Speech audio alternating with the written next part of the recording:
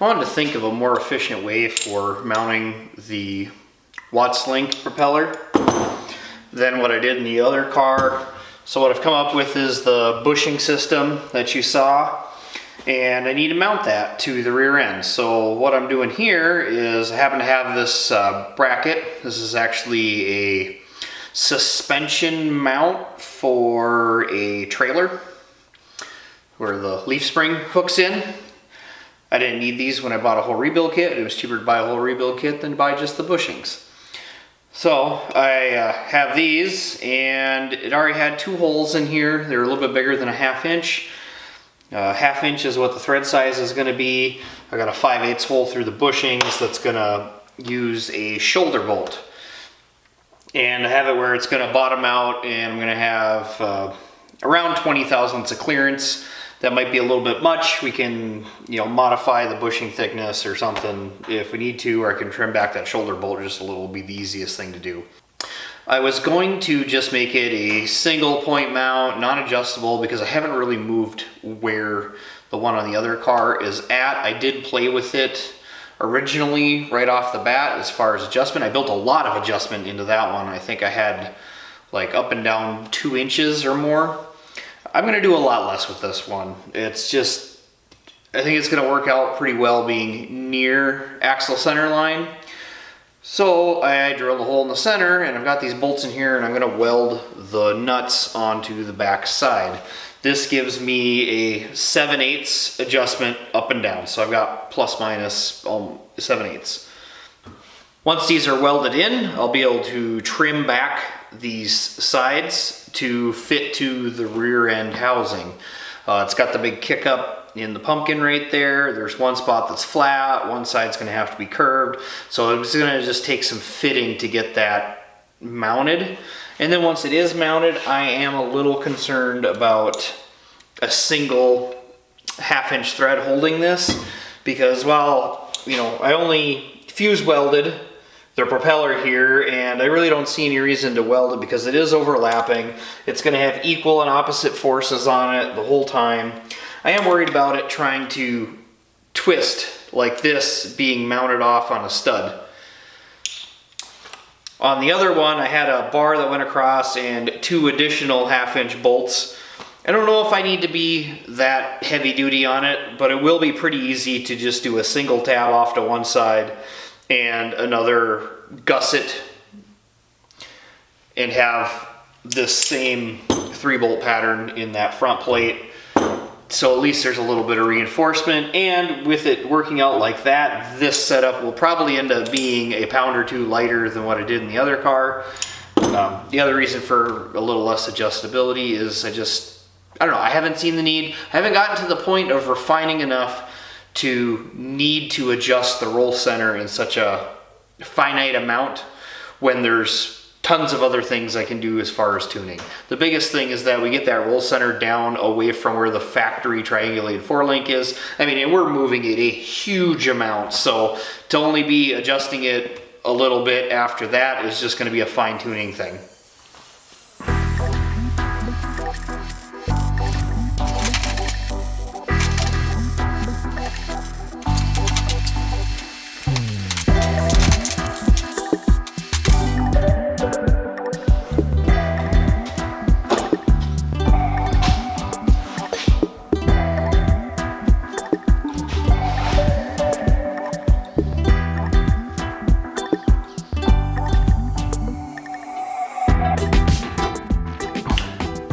I guess there's a little camber in this rear end.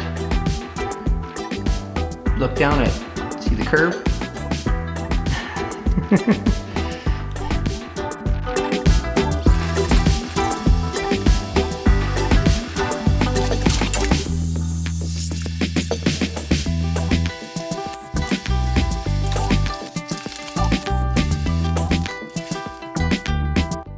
So here's a quick little mock-up of the Watts Link. This isn't perfectly centered because I don't have the correct bolt in there yet. But this is we're centered on the axle inside the chassis. So I'm wanting to figure out the mounts now for the Watts Link on the sides. I was concerned about how far in and out this was going to be. based on where the coilovers are gonna go, and then I remembered, oh yeah, the coilovers go on the outside of the frame. So I was getting concerned about that for nothing, because this Watts Link, I mean, unless I put longer arms on, isn't gonna be outside the frame. And these were just swedge tubes that I had laying around. Might as well make use of them. So what we're gonna be looking at here is having them level, but we don't want the propeller to be going over center as it moves. I'm not sure what the reasoning is for that. I just remember from last time I set it up that you want to have some angle in it. So if we're sitting at ride height, we're going to want some angle in it, and obviously we don't want it bottoming out that way, you know, or passing over center. So we just need to pick a little bit of angle, because as the axle goes up and down, these are going to kind of move like this based on where the mount points are moving. So if we're at ride height and we just pick a nice angle like that, I can then now judge where I want these mounts to be. And if I pull this over and I put that hole exactly lined up with the frame on this side for center, we're going to have an angle like that. And then as it would drop the axle, or the frame would come up, it would then be kind of doing this motion here. So I can almost test that based on the amount of level here. If I hold it flush and then I move it down as we go, you can see that's how much that propeller moved over 3 inches. We're not going to get a whole lot of movement out of it. And I like the idea of the holes being lined up with the edge of the frame. It makes it a nice, easy measurement to have and an easy way to build brackets. So I'm going to take some measurements, figure out what height these holes need to be at in order to be sitting with the arms level at ride height, and make some brackets.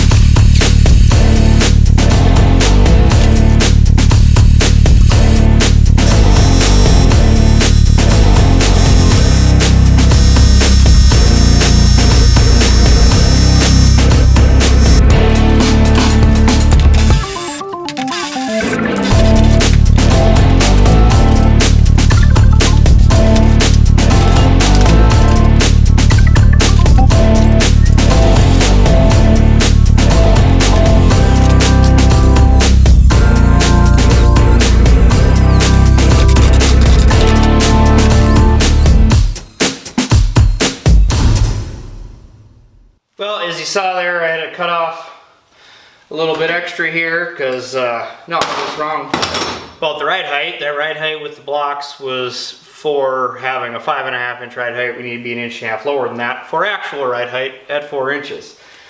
Which is good, because this sucker is awfully long. It's definitely going to need some bracing. As it goes onto the frame, I'm sure we're going to run a backside brace down at least one edge, if not both edges, to kind of box it all in. I'm kind of thinking, just because of how much distance it is from the frame here, we're going to want to run some kind of a cross brace between the two mounts, because the forces are going to be equal and opposite each time, so a cross brace between them should take care of most of the stress. I did not have a cross brace on the other car. However, I was nowhere near this far out. I was actually up inside the frame rail a little bit and only down about half as far. So we'll need to figure out some bracing. Just knocking out some more work that I can do right now because I'm waiting on parts, but the rear coilover mounts, chassis side, ran a gusset across the top. That'll keep that nice and strong. These are my Watts Link mounts for the chassis side. Got them shortened up to the right length now, and gonna have the driver's side, passenger side, or vice versa. It really doesn't matter. I'm just looking at, I'm gonna be sitting on the driver's side, so I might as well put the heavier stuff to the passenger side, just for some weight balance. But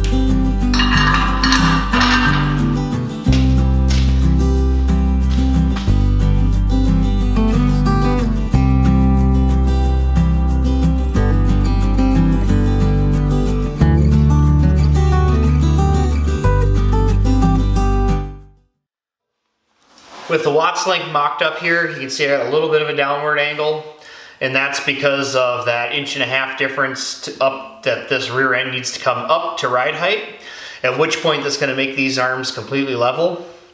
So this is actually, the way it's positioned right now is with an 1.5 inch of droop, which is roughly half of our suspension travel, and you can see we're nowhere close to maxing anything out, which is good. We don't want to be doing that. We want to make sure these arms are level or as close to at ride height. I'm real happy with how it's come out. I just have everything tacked in for now as far as the brackets go. I don't want to fully weld them just in case something else room or position wise comes up. I still need to put the lower links and stuff on the rear end housing. All that stuff should be out to the side quite a bit.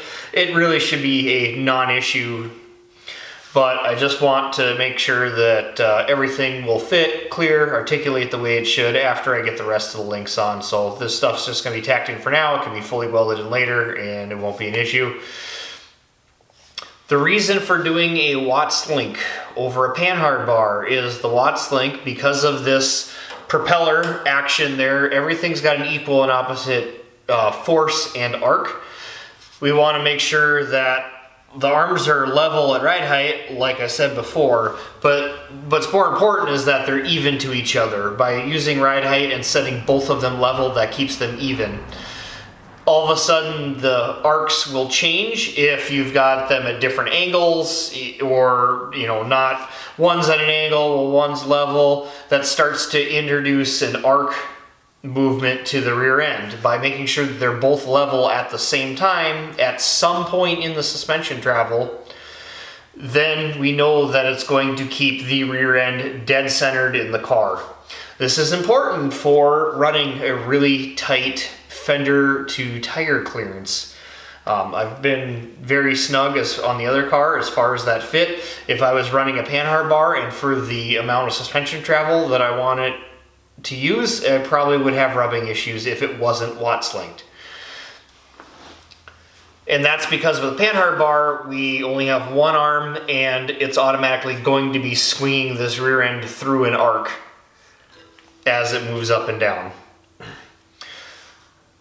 The other nice thing about the Watts Link is we can pretty much choose anywhere I want to mount it.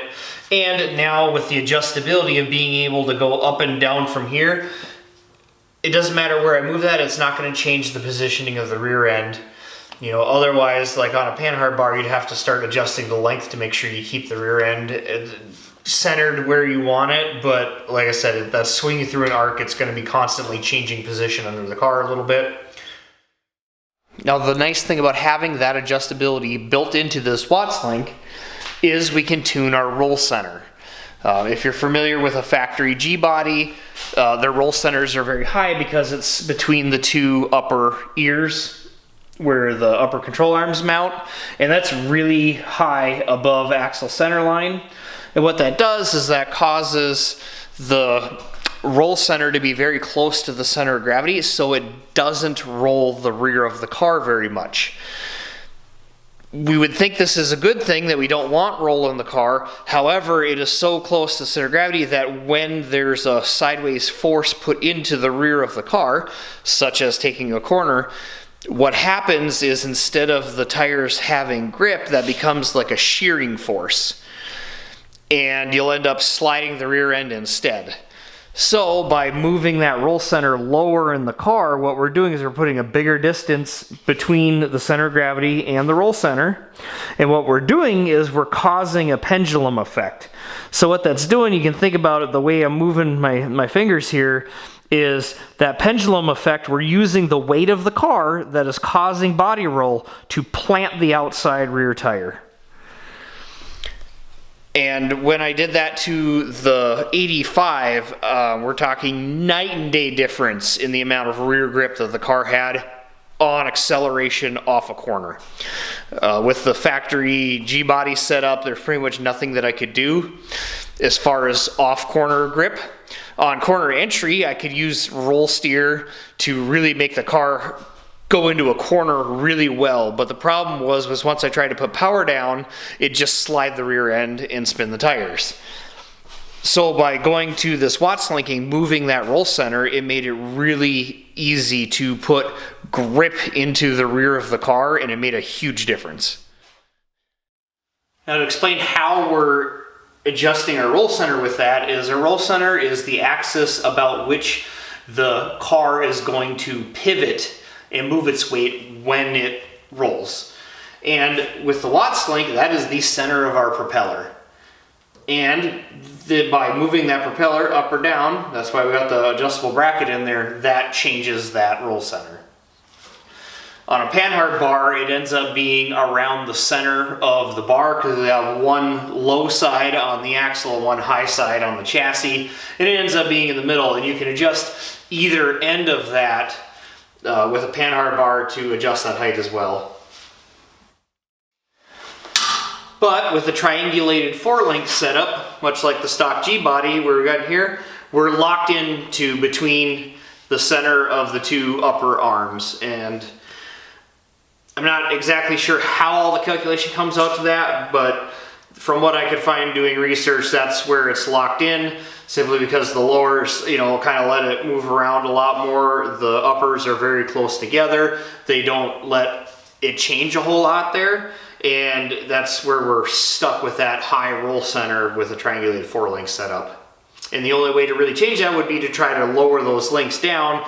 But now the closer you get to the axle center line, it changes the way that the torque of acceleration or braking is applied to the upper and lower arms.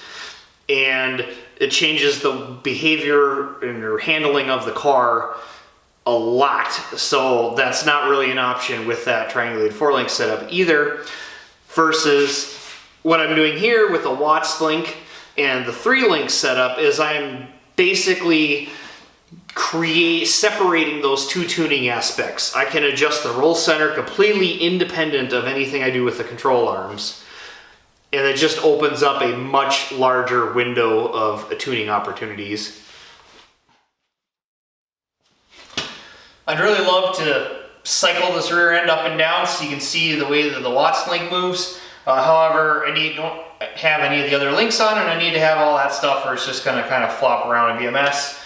And besides, I just got those parts. I'm going to need to get all that stuff welded on, but that'll end up being in the next video. I'm going to break down the next couple of videos into the rear suspension setup and the front suspension setup. I'm still waiting on parts that got lost in the mail as far as for the front suspension to be able to build my lower control arms. But I can get all the chassis side mounts figured out up there, and then building the lower control arm will kind of be one of the later things to figure out up there. I can do the rest of it.